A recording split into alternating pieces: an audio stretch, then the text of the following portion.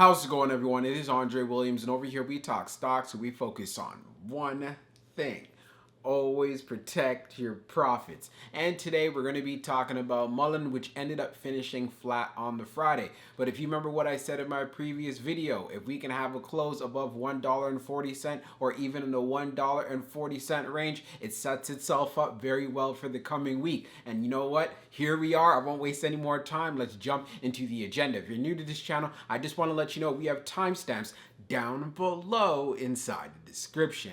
But if you're a shareholder, you're thinking about taking a position, I highly suggest you watch this full entire video. So the first thing we're going to go over is a technical analysis. We're going to be taking a look at the overall price action. We want to know support. We want to know resistance. We want to know what it looks like in the bearish case scenario and as well as in the bullish case scenario.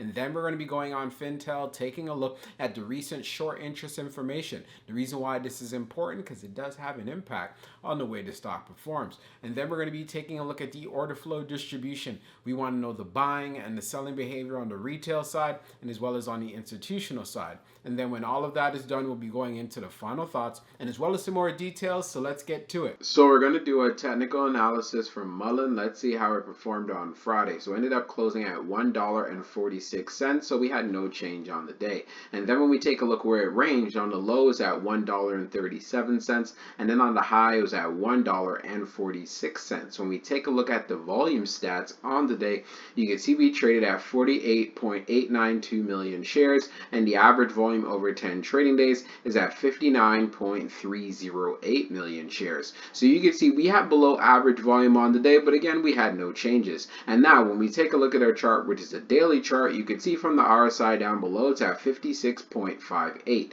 And then when we take a look at our moving averages here on the chart, we are below the 200-day, but we are above the 21-day EMA and as well as the 50-day. And this is exactly what you want to see. So the area that we want to see Mullen going to for this coming week is getting above $1.70. If it could break above this level, that's where we got to start eyeing $2, which is a psychological area for this play. If we continue to have price action above the 50-day moving average and the 21-day EMA, this is very bullish for the stock. It gives the bulls more confidence to buy this thing up so we could run it up further. If we decide to break through the 21-day EMA, which is set at $1.30, then of course we're going to want support holding up right here at least above $1.20. Mullen will continue to look fairly decent even at this level, especially if we end up having some consolidation above this level. But for the most part, Mullen is definitely looking bullish, and even though we did have the sellers coming in and they've been selling it off, it is still holding support and the stock is still on an uptrend. So let's move on to the short interest information. So we're going to take a look at the recent short interest information from Mullen. So the off exchange short volume ratio is at 50.21%,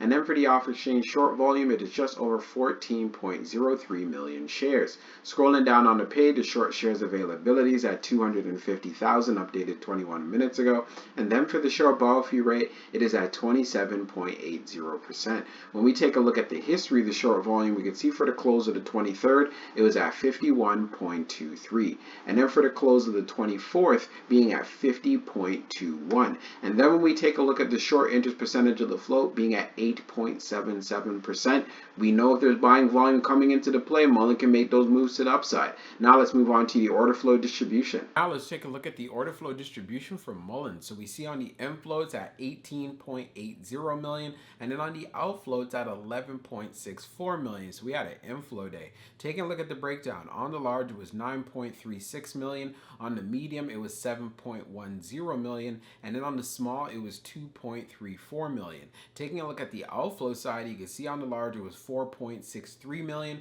on the medium it was 5.32 million, and then on the small it was 1.69 million. Taking a look at the large scale orders in the last 5 days, you can see for June the 24th, which was a Friday, we had that inflow of 4.73 million. Analyzing the numbers even further for the small scale orders that tend to represent the retail side, you can see that we had more buying than we had selling.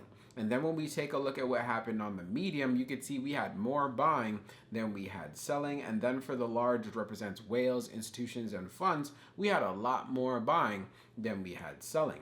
And then when we take a look at the turnover ratio, it was at 14.71%.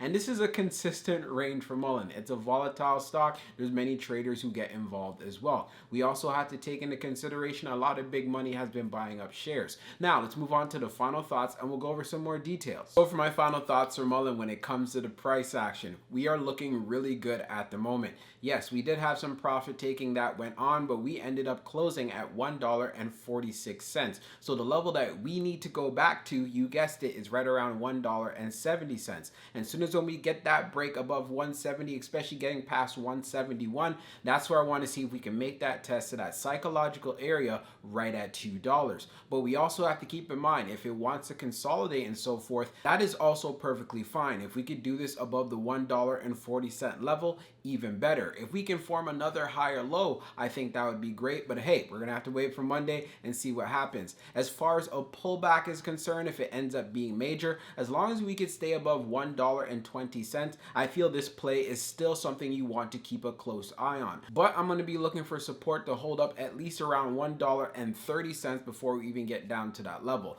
Like I said, the chart is looking really good. It's just been some profit taking that happened that took us off our previous high around 171. Also, when we went on Fintel, taking a look at the short interest information, we could see shorts are still continuing to be vested in this play. But one thing that we need more of is buying volume. We know that Mullen was actually just recently added into the Russell. So we know a lot of big money has been buying up, and we could see this clearly when we were taking a look at the order flow. So are we going to have a continuation of this for the coming week, especially if the market continues to trend up? Well, we're going to have to be patient. That's why I told you guys to look out for those levels. It's very important. We closed at 146. You want to see that break above 150 to make that move to around 155. And if we have that buying, make that move to 171 and then seeing where we can go from there. That is the most bullish case scenario here. So I want to make sure you add that to your homework and as well as your due diligence. A lot of people are asking me as well, is now the right time to buy into Mullen?